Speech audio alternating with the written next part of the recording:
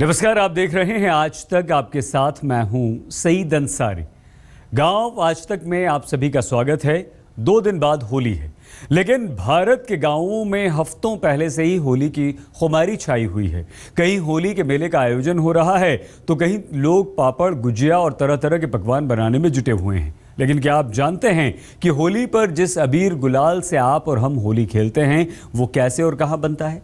गांव आज तक में आज हम आपको एक ऐसे ही गांव में लेकर चलेंगे जहां पर हर कोई पलाश के फूलों से प्राकृतिक रंग बनाने का काम करता है। इस रंग की डिमांड सबसे ज्यादा बॉलीवुड में होती है।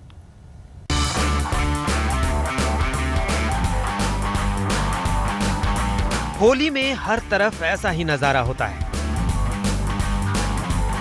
देश ही नहीं, दुनिया भर में होली के रंग देखते ही बनते हैं। बरसाने से लेकर बनारस तक, दिल्ली से लेकर अमेरिका तक, होली पर हर तरफ रंग ही रंग होता है। ऐसा कोई चेहरा नहीं होता जो रंगों से रंगा ना हो।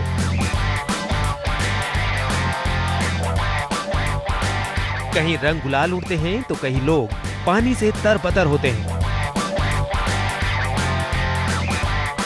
लेकिन क्या आप जानते हैं कि होली पर जिस रंग में हम रंगे होते हैं वो बनता कहाँ है? जिस अबीर गुलाल से हम एक दूसरे को रंगते हैं वो बनता कैसे है?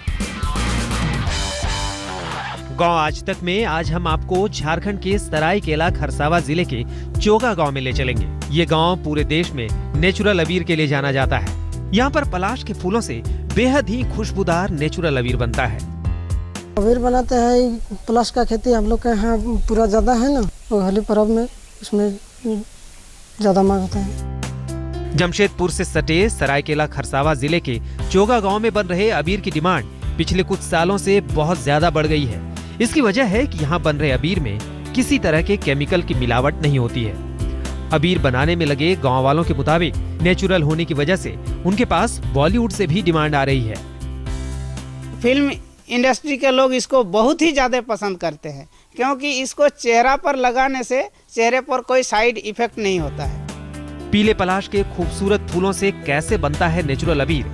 कैसे पलाश के फूलों से निकाला जाता है रंग? कैसे ये रंग बदल जाता है बारीक अबीर में? बताएंगे, बने रहिए हमारे साथ। अनूप सिन्हा, जमशेदपुर, आज तक। पलाश के खूबसूरत फूलों से रंग बनाना आसान काम नहीं है। कठिन मेहनत के बाद ये रंग बनता है और इसके लिए साल भर तक का इंतजार भी करना पड़ता है। आइए हम आपको बताते हैं कि गांव के लोग कैसे पलाश के फूलों से रस निकालकर प्राकृतिक रंग तैयार करते हैं और रंग बना रहे हैं।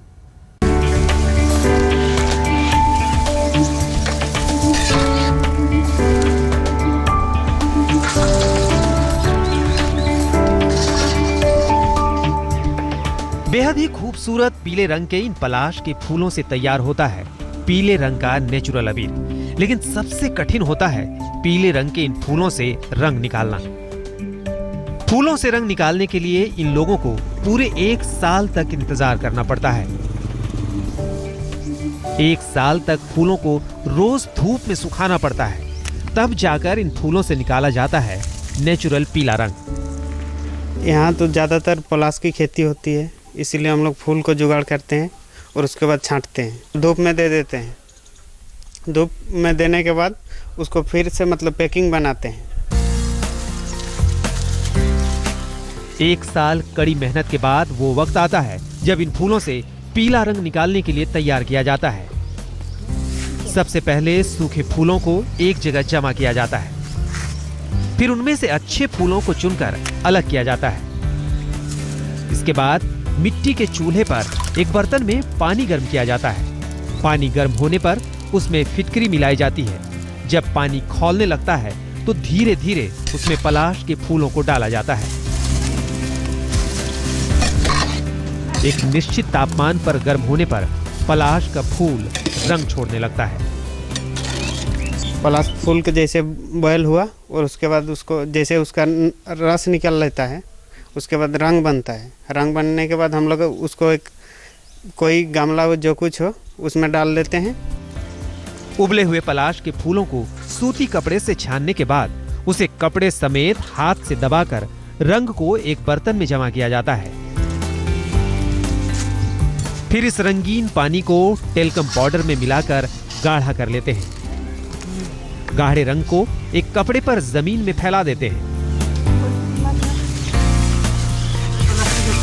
सूखने के बाद ये घोल नेचुरल अबीर में तब्दील हो जाता है।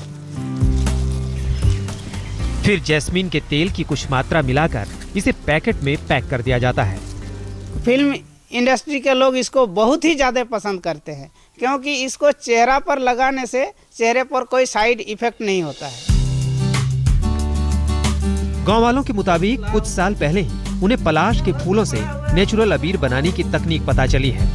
जब से इन लोगों ने नेचुरल अबीर का कारोबार शुरू किया है, गांव की सूरत बदल गई। पूरे साल इनके पास बाजार से मांग आ रही है, लेकिन होली के मौके पर ये मांग 10 से 20 गुने तक बढ़ जाती है। हम लोग को ये आइडिया आया कि ये पलाश फूल से भी अबीर बनता है, तब से हम लोग होली के पहले ये अबीर बनाने का काम करते हैं। अबीर कारोबारियों के मुताबिक वो लोग नेचुरल अबीर 100 से 125 रुपए किलो के हिसाब से बेचते हैं, जबकि बाजार पहुंचने पर इसकी कीमत 3 से 4 गुने तक बढ़ जाती है, जिसका सीधा मतलब ये है कि मेहनत करने वाले से ज्यादा मलाई बिचौलिए काट रहे हैं। इन लोगों की मांग है कि सरकार उन्हें बाजार और जरिया मुहैया कराए, ताकि इन्हें कड़ी मेहनत का वाजिब मेहनताना मिल सके। अनूप सिन्हा, जमशेदपुर, आज तक। होली से हफ्तों पहले ही गांवों में होली की खुमारी दिखने लगती है। गांव में जगह जगह होली के मेलों का आयोजन किया जाता है। मध्य प्रदेश के आदिवासी बाहुल्य अलीराजपुर जिले के गांवों में होली के मौके पर खास मेलों का आयोजन किया जाता है, और ये खास मेला इसलिए भी विशेष होता है क्योंकि इस मेले में युवा जोड़ों की शादियां तय होती हैं।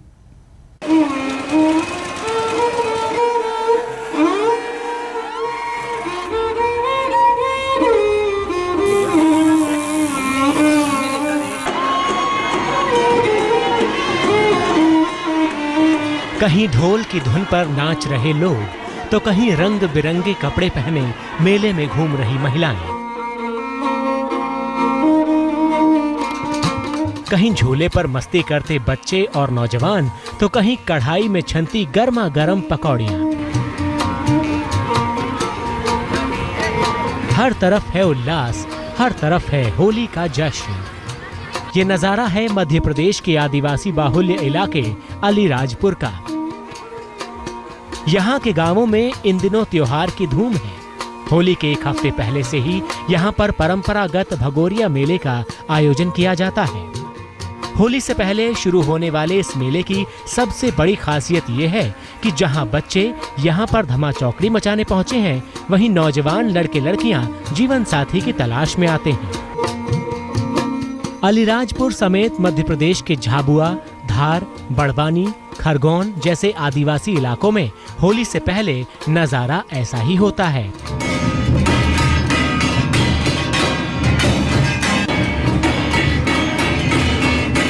मेले में आदिवासी वाद्य यंत्रों के साथ गांव वालों का डांस देखते ही बनता है। कहीं महिलाएं अपने ग्रुप के साथ नाच रही होती हैं, तो कहीं पुरुष अपनी टीम के साथ झूम रहे होते हैं। ग्रुप की पहचान के लिए सभी एक रंग के कपड़े में होते हैं। कपड़ों के रंग के आधार पर लोग अपने गांव के लोगों की पहचान करते हैं। होली का ये परंपरागत मेला धीरे धीरे सियासी रंग भी लेने लगा है। पॉलिटिकल पार्टियां यहां आने वाले आदिवासियों को लुभाने के लिए मेले में बढ़ चढ़कर हिस्सा लेती हैं। इन सब के बावजूद भगोरिया मेले को लेकर लोगों में जोश हर साल बढ़ता ही जा रहा है, लेकिन आधुनिकता की झलक अब इस मेले पर भी पड़ने लगी है। चंद्रभान सिंह भदौरिया, अलीराजपुर, आज तक। हरियाणा के एक छोटे से गांव का डंका इन दिनों हर तरफ बज रहा है। यहाँ के बच्चों ने तीरंदाजी में ऐसा मुकाम हासिल किया है कि हर तरफ इन्हीं बच्चों के चर्चे हैं। तो आइए आपको इस छोटे से गांव में लेकर चलते हैं और आपको दिखाते हैं कि गांव के बच्चों ने कैसे ये इतिहास लिख दिया है।